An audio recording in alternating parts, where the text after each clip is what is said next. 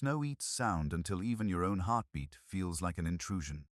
That afternoon the wind had slowed to a whisper, and the world looked held in a glass of ice blue light.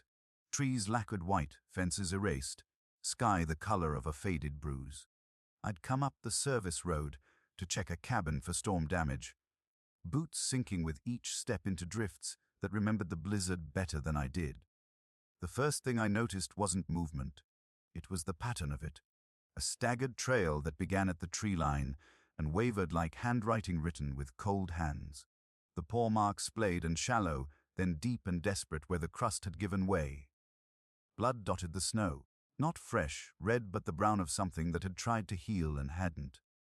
I followed without deciding to, breath coiling out in thin steam. The trail led into a low basin where the wind had sculpted a cradle of white. That's where I saw him, a German shepherd half sunk in the drift, ice caked along his whiskers, ribs lifting in small, stubborn lifts, as if each breath were something he owed to someone else. "Hey," I said to a world that had gone utterly quiet. "I'm here." The first print had a softness to it, as if the dog had set his paw down with the kind of care you use when you're not sure the ground is still there. The second was bolder, deeper where the toe pads dug into the crust.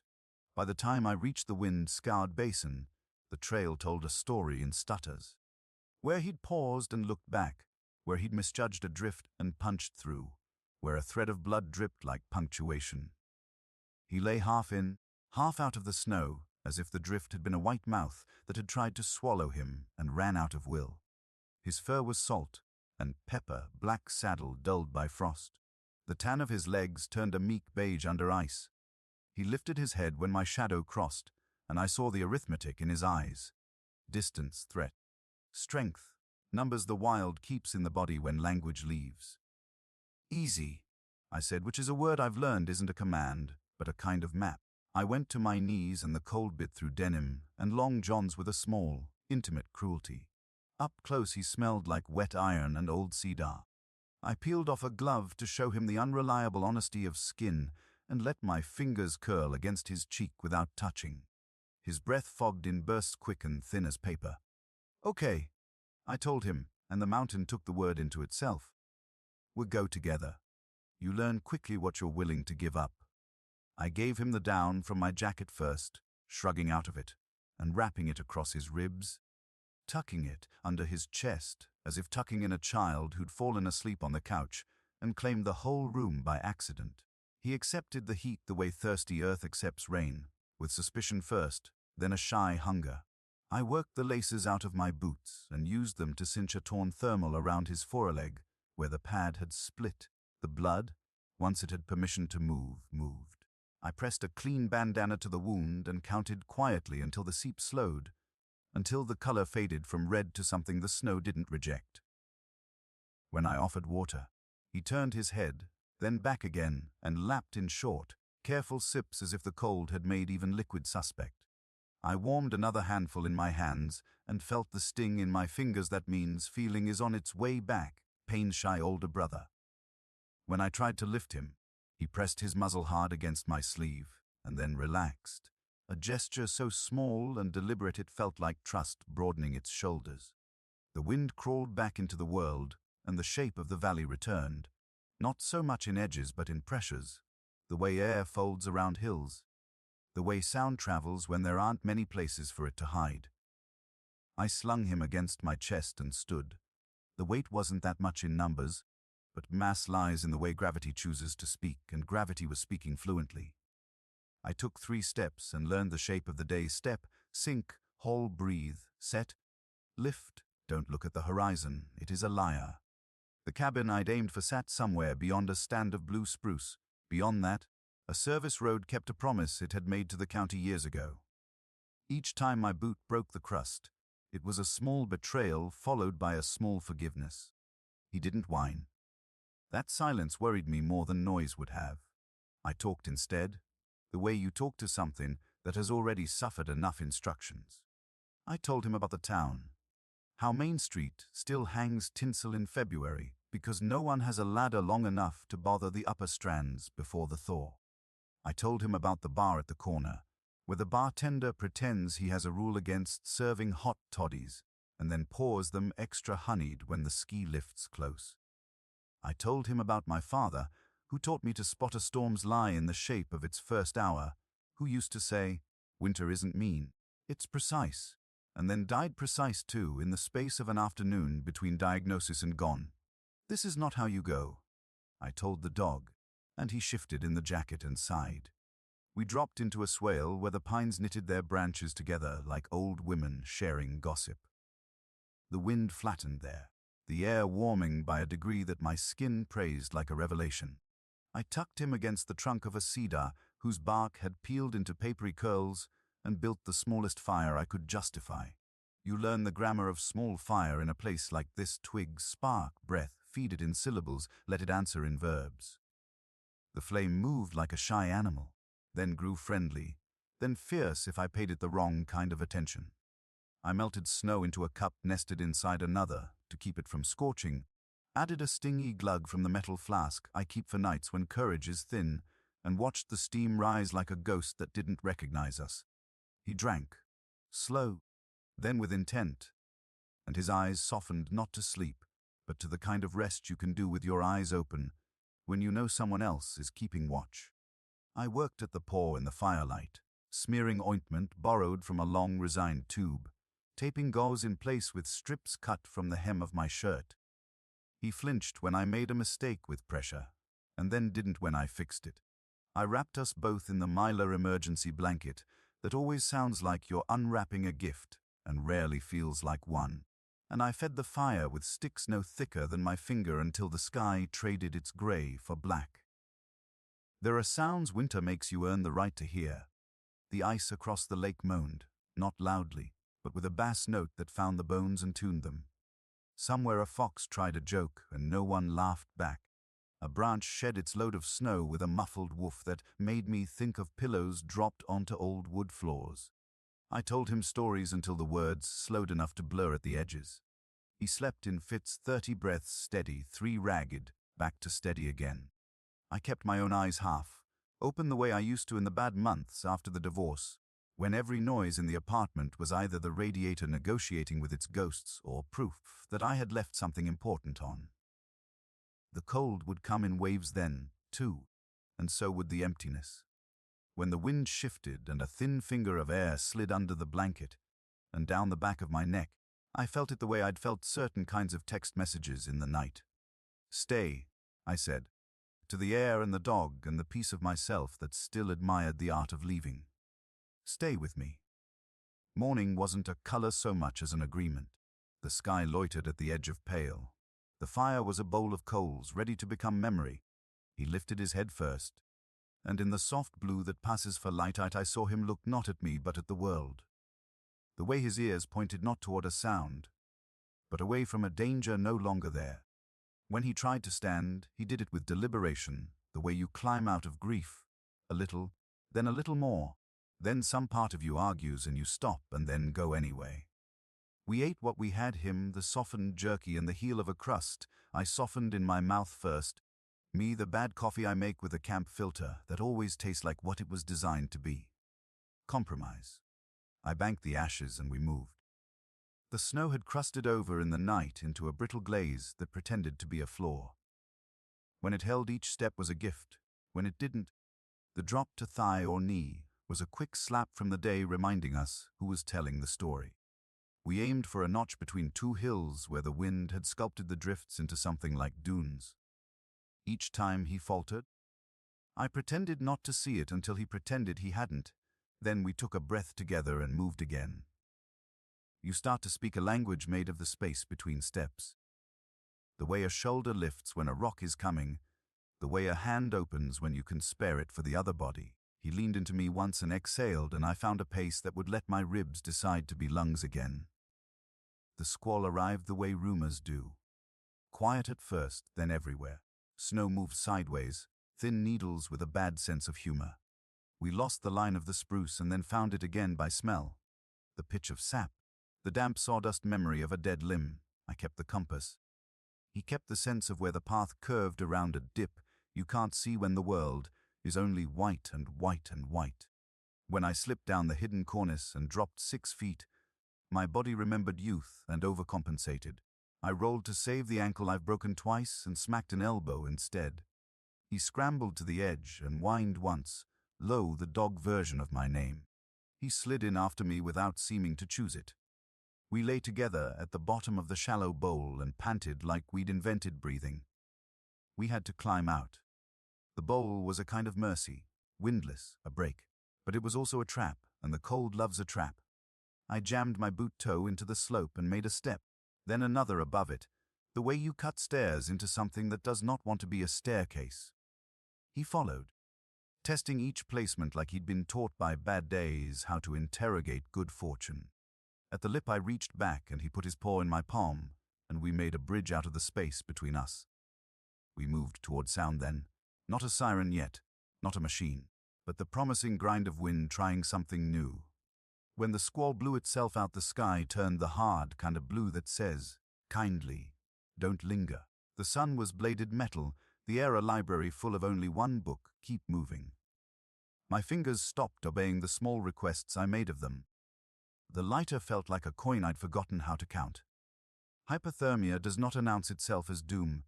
It comes in as confusion with its hair slicked back. Polite as a salesman asking questions like, what if down is easier? I bit the inside of my cheek until blood woke the brain again. Pain is a small, bright teacher who never stays long, but always leaves a chalk mark where you'll see it. When the creek appeared, it didn't look like water. It looked like a mirror that had been scuffed by a careless god.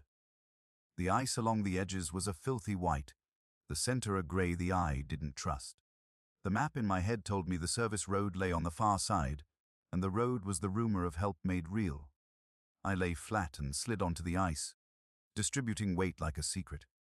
It complained in a long, low note that I felt in fillings. With me, I told him without looking back, because sometimes if you look back you give the past permission to edit the scene. He followed because he had built a little home in the axis of my shoulders and decided it was rentable. Halfway across a crack shot under my chest like sarcasm. The water came up through and my thigh went in, and the cold was so thorough it erased my middle name. He froze, eyes emergency wide, and then he did the brave, dumb, miraculous thing. He stepped onto my calf to cross to the thicker ice where I pointed my hand. I shoved forward with elbows and dug boot toe into the far lip and launched him up and over by the harness of my ruined jacket. His claws scrabbled, found something like earth. The hole widened with a noise like a zipper yanked in anger. My breath shuddered out, and I swore in a language made mostly of vowels. 2 more elbows, a pull, and I belly flopped onto safety, chest burning with the heat cold gives you on its way out. We crawled on, then stood, and then, because we could, we laughed, me in sound, him in a shake that sent ice in every direction. The flare behaved like a dragon waking, hissy then glorious. Orange blood into the blue of the afternoon, smoke wrote our names above us, and the wind edited their spelling. The siren, when it finally came, was not the hero music movie's promise. It was tired and honest and perfect. The ranger truck nudged into the drift like a whale into winter water, patient. 2 figures moved out of it, shapes first and then faces. They moved the way people do who have been trained by bad outcomes to be careful with good ones. Words went where they were supposed to. Blankets, stretcher, warm packs slipped into the armpits where blood chooses whether to return. He accepted the lift the way he'd accepted the jacket, first with suspicion, then with a sleepy gratitude that made a small sound in his throat. In the cab, the heat felt like an argument I was losing with pleasure. I put my hand on his chest and counted not the beats, but the spaces between them. They were wider now, not frantic. The kind of spaces where rest can sit down and take off its boots. The clinic was a squat blue house that had once been a bakery and still smelled like forgiveness, if you caught the air right. The vet moved with the competence of someone who has fallen in love with failure enough times to prefer prevention. You did right, she said in the tone of voice that keeps people from apologizing for trouble. She shaved the paw and cleaned it properly. Complimented my ugly bandage for the thing it was. A promise to the part of me that believed I had the right to try. She ran a scanner along his neck, and the beep we wanted came like a bird that's late but loud. Atlas. She read from the number's translation, and the name fit his face as if someone had known what he would need to carry. "There's an address," she said, and I felt the cogs of the world click into a position that suggested mercy. Night fell without theatre. Atlas lay under a silver blanket that hummed warm, an ivy feathering into his leg with the quiet fidelity of slow rescue. When his paw twitched, the vet said, "Dreams," and I wanted to ask whether the body edits them to protect the heart. I dozed in a chair, built to punish anyone who found it necessary to sleep sitting. Each time I startled awake, the sound that calmed me was not my own breath, but his steady, the metronome set to keep. When the doorbell chimed an hour too late for ordinary business, and a family blew in with air, as if they'd been living outside of it for days, the room changed shape. They were wrecked the way worry wrecks, eyes swollen, voices that had been loud too long now cracked and careful. The little girl wore 2 different socks, one with a snowman, one with a green stripe. Grief had not asked her to be symmetrical. "Atlas," the mother said, and the name made itself into a location. He lifted his head, and the wave that worked through his body was not a wag, it was a recognition. Slow, trembling, complete. He tried to stand, and the vet put a hand on his shoulder, and the girl put her hand on the vet's, and they all smiled the way people do when joy stings. I stepped back far enough to not be in the frame, and close enough to be held by it anyway. The father said, "Thank you," in a dozen different directions until the word lost its noun and became air. I nodded like a person who had been given something he didn't yet know how to hold. The vet spoke practical things. Ointments, stitches that would dissolve, limits and leashes and rest, and the family agreed with all the promises that live in nods. When they asked my name, I gave it like a small object, embarrassed by its edges. "Would like to," the mother began, and I shook my head just once and meant "you already have." Later at home, I poured bathwater too hot and swore, and then sat on the edge of the tub while the room fogged into a weather I preferred. My hands, now that the work was done, decided to ache where I had ignored them. I slept with the window cracked even though the temperature was the kind that makes the furnace frown. I wanted the taste of snow in the room to prove I hadn't dreamed it. When I woke, I felt changed in the way winter changes a road. Less forgiving, maybe, but also cleaner. The clutter gone. On a walk the next afternoon, I followed a new set of paw prints along the river, single file, evenly spaced, confident, and smiled at the way they didn't stagger. The wind off the water had teeth, but I had learned their names. A week passed, and then another. The blue house called with an update I'd already rehearsed in my head and answered with 2 different endings. The one I got was the one that Chip promised: healing well, family hovering, stitches neat, appetite indecent. He remembers the coat, the vet added with amusement. Keeps nosing our blanket closet like it owes him money. I brought the jacket anyway when I visited, because memory is a thing you can wear and sometimes need to. He crossed the room in that cautious trot dogs use when they're happy but polite, and leaned his head against my thigh, as if checking whether I'd been real or a fever. The girl with the mismatched socks showed me a drawing of Atlas under falling snow, the flakes too big and the dog far too round, survival rewritten in Cryona's comfort. "He was brave," she said, not looking up, and I thought about the creek, the crack, the choice, the move. Bravery had looked nothing like what movies promised. It had looked like following a voice onto dangerous ice because you'd decided it belonged to you. There are winters that straighten you out and winters that bend you into a shape you keep. This one did both. I still walk alone, and sometimes the valley teaches me again about edges and the wisdom of turning back. I carry better matches now and an extra pair of socks and a thermos the size of a bad idea. I watch the weather like it's a language, and I'm finally interested in grammar. The apartment has grown less echo and more room. The bar still pours hot toddies with the exact amount of contempt that makes them delicious. And when snow eats the world into silence, I listen not for danger, but for breath. Mine, and the proof of it in the fog I make, and the memory of another breath once counted in a blue house while a blanket hummed. Sometimes, if I park at the overlook where the road turns east and walk the fence line to where the pine leans like an old man eavesdropping, I see tracks again down in the basin. Not frantic, not lost. A loop that suggests a dog went out to check that the world was still where he left it, and then came home by a different route to keep things interesting. On those days I stand in the wine, dark hour before dusk, when the snow glows from within and the sky hums, and I say his name in a voice that doesn't expect an answer. The wind returns it anyway, blunt and warm against the scarf. The cold still takes what it wants, but it leaves enough. I turn back toward town, boots squeaking on the crust, and the valley lets me go like a friend who has learned I will return. And when the first real storm of the next year arrives, the kind that pins branches under white and makes the lake speak in the lupine register of ancient ships, I sit at the window with the heat ticking in the baseboards and watch the streets soften.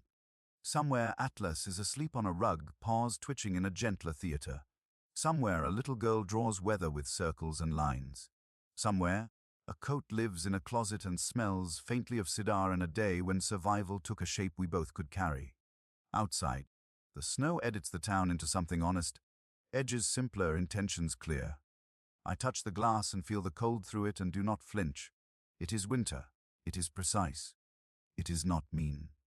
The breath I let out makes a cloud the size of a promise, and it lingers long enough to see. The call came on a Sunday that had the good manners to be quiet. I was sanding a shelf by the window, sawdust lifting in small suns where the light came through, when the phone rattled across the table like it had been startled awake. The number wasn't one I recognized, but some voices you already know before they begin speaking. She said, breathless the way relief is when it arrives late. It's Atlas's mom. We wanted to. Well, we're baking, if you're free. I laughed at the idea of an invitation arriving as warm sugar. I'm free, I said, and the shelf could forgive me later. Their house held winter kindly. Wreath turned sideways by wind, boots stacked like patience beside the door, a heat that didn't brag. Atlas met me in the hallway with the trot of a host who intends to be both dignified and effusive and manages a perfect compromise. His coat had learned gloss again. The notch of the healed paw made a soft sound against the hardwood. He pressed his head against my hip like he'd kept the memory in a pocket and had to check whether it still fit. The little girl, socks matching today, this time 2 green stripes, announced that there was hot chocolate and also that Atlas was no longer allowed to sneak butter from the counter because he was, quote, a gentleman. Atlas, who had just finished sneaking a sniff of butter from the counter, pretended this news came as a surprise. The father asked about work and I told him the truth. That it was fine, that the cabin had needed less repair than my excuse to visit it, that I had started keeping lists and finishing them. He nodded in the way men nod when they recognize a sentence written on a wall inside them. The mother moved in that seamless ballet of kitchen and listening, lifting trays with mittened hands, breaking laughter open like warm bread. He slept at the door for 2 nights, she said, chin tipping toward Atlas, as if he had to stand guard against the kind of weather that can find the seams in your house and your life at the same time. The girl rolled her eyes with the authority of 8 and contradicted. 3 nights, I counted. Atlas sighed and put his chin on my knee, which is the exact amount of agreement you should give to human math. We walked after cocoa, because sugar asks for snow. A shallow crust had formed over last week's fall. Our boots cut it into a new idea of the path. Atlas ranged no farther than the length of a sentence. The girl taught me a game whose rules changed each time she remembered a detail. You have to step on only the blue shadows, she said, except when the sun is behind that tree, and then you have to step on the gold ones, because that's lava, except the dog can step anywhere because he has 4 opinions. We obeyed without argument. When we reached the small hill behind their fence, Atlas paused at the top and looked out, not yearning anymore, not tallying exits, just making sure the world was still politely arranged. The thaw began with noises in the night that sound like a house emptying its pockets. Plop, crack, a long sliding moan down the gutters. Then the river started arguing with its ice in earnest. Chunks moved under the bridge at a steady, solemn parade, shouldering each other, glittering like broken promises that had decided to be water again. I found myself walking down there most evenings, hands in pockets, air smelling like wet pennies and soft dirt. Once a shadow detached itself from the park's edge and became Atlas and a human silhouette. The father raised a hand. Atlas did something better. He leaned into my leg with the exact pressure I didn't know I needed until it was there. We stood like that and watched the river carry away a winter that had tried to be endless. Spring is not polite in the mountains. It arrives like a friend who starts moving furniture before you decide where anything goes. Mud made its democracy everywhere. The first yellow dared the ditch and survived. I said yes to small things because I had learned to say yes to a big one. I helped the bar owner paint a door that never wanted to be any color but stubborn. I replaced a mailbox for a neighbor who'd been meaning to and was tired of meaning. I joined the shelter's Saturday rotation because the girl had pressed a flyer into my hand and said, "Atlas says this is important." The dogs there were a spectrum of hope, some who propositioned you with joy, some who hid their eyes behind their paws like shy baristas. I was not the person who gave them new names or old ones back. I was the person who sat in the pen and taught my breath to be boring, who let a nervous muzzle investigate the simple fact of a still hand. "You have a good weather about you," the manager said, which is the kindest thing anyone has ever said about the mess I keep inside. Summer made everything too loud and then forgave itself by evening. On the hottest day, when the road turned lazy and dogs lay like punctuation in shade, Atlas came to my porch while the family wrestled a malfunctioning swamp cooler. He settled under the picnic table and watched the ants discover that the universe loves sugar. The little girl showed up with a bowl of ice and declared that this was a festival. We did not argue. I told them both a story about a storm at sea my father had pretended to survive in his telling. The kind of tale you hand down wrapped in exaggeration and truth in equal measure. Atlas licked a cube and decided it was a companion worth keeping. The girl asked if storms on water were different. "No," I said. "Yes, they isolate in a way that makes the world both small and endless. But the rules are the same. Keep your head. Trust your hands. Listen." She nodded, solemn in the way only children investigating the edges of fear can be. Atlas put his paw on her shoe and smudged mud into the fabric. She didn't mind. The first snow the next winter came quietly, like the room taking a breath. It remade the town with soft authority. We walked, me and Atlas, down to the overlook on a Saturday that had arranged its errands kindly. The girl had a violin recital, and I had promised the father that if Atlas needed to expend a little foolishness I would supervise. He did not. Age had given him a slower vocabulary of joy. We climbed the gentle slope and stood where the fence line dips and the valley gathers itself. Snow fell in a discipline of small flakes, the kind that makes even noises whisper. I said the thing that had been sitting in my chest all month. "I'm going up on the ridge tomorrow." I told him, to the place where we first took our breath back. Not to be brave, to say thank you. He thumped his tail once against the post and then looked at me with that saint's impatience dogs use when we pretend they don't understand nouns. "You can come," I added stupidly, then laughed at myself. He already had. We started before light because some roads prefer darkness when you first meet them. The snow was honest this time. No hidden cornices, no traps with polite names. Atlas moved in a geometry adjusted for age, precise and proud. We paused more than we had the year before, because we had more to look at: animals scratch in a chevron on a trunk, a burrow entrance tidy as a promise, the blue smoke of a farmhouse deciding which way to bend. When we reached the basin, it had softened into a meadow with white margins. The cradle of drift was just a shape now, no longer the mouth that had tried to keep him. We stood without ceremony. Gratitude is loud in churches, but up here it is taught in whispers. I talked to my father there. Not because I think he could hear me, but because the way the cold rides your lungs makes honesty easy. I told him I had learned to recognize the storm before it formed, that I had learned to choose warmth without apology, that grief had turned into a kind of weather I could walk in without getting lost every time it snowed. Atlas snuffled under a crust where some bold grass had insisted on green. He looked up. The world reflected 100 ways in the wet of his eyes. and made a sound that might have been the dog version of good. On the way down we met a man with winter in his beard and a map in his glove, the worry of distance ticking under his tongue. "You headed to the service road?" he asked. I lost the line. I pointed him back with instructions learned in the particular grammar of those drifts. He thanked us the way people thank water. "You sure?" he added, glancing at Atlas's grey, at the notch that never quite left his gait. I smiled at the question, because it contained both insult and love, and neither mattered. "He knows the way," I said, and Atlas, who had already turned his nose toward the right edge of the trees, led. Time changes how a town holds you. At the bar, they started pouring the toddy before I took off my gloves, not as a trick but as acceptance. At the shelter, a black and white mix with a comic book face decided I belonged to her, and I did not argue. The manager stopped assigning me the loud cases and gave me the ones that required patience, breath, and the art of passing an hour without asking for anything in return. The little girl's socks stopped matching for a spell, and then returned to matching with fanfare. She informed me this was due to creative differences. Atlas aged the way stars do in winter, slower to blink, warmer when they do.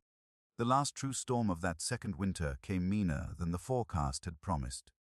Trees bent as if someone taller had placed a hand on their crowns. The power gave up its little ghost at dusk and stayed out until the hour the coyotes discussed their affairs. I lit the lantern and listened to a silence that had learned to be my friend. Somewhere through the white a shape moved, steady and sure. A dog under a borrowed neighbor's coat, made into an absurd gentleman by buttons that refused to match. He reached the porch and shook the storm off with ceremony. I opened the door already laughing, which is how I know I am not the man I was. We lay on the rug like survivors from a minor war, undeserving of medals, deserving of each other. When the lights came back, we did not turn them on right away. The room held its own weather, breath and warmth, and the small clicks a house makes when it remembers it is a body. In spring the girl learned a new song on the violin that sounded like Thor. She played it at the shelter courtyard for a fundraiser while dogs negotiated joy and leashes negotiated physics. Atlas lay at my feet, flanks rising slow, eyes half closed. A woman with worry creased into kindness asked if he was up for visitors. "He is," I said, and she crouched the way people do when they remember humility. "You've got a good weather about you," she told him, and I laughed because the line was now a tradition. Atlas put his chin in her hand and she closed her eyes, and for a second I could see every door she'd ever opened for a creature that needed opening.